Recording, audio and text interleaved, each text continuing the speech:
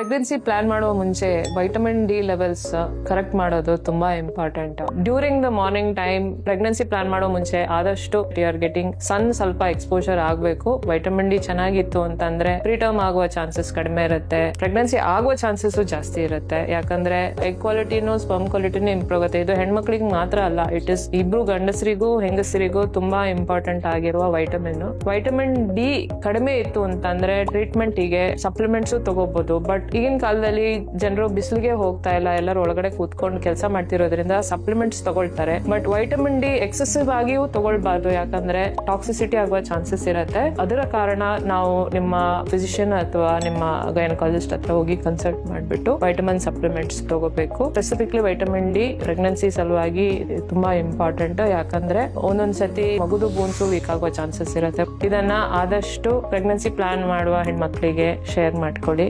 Thank you.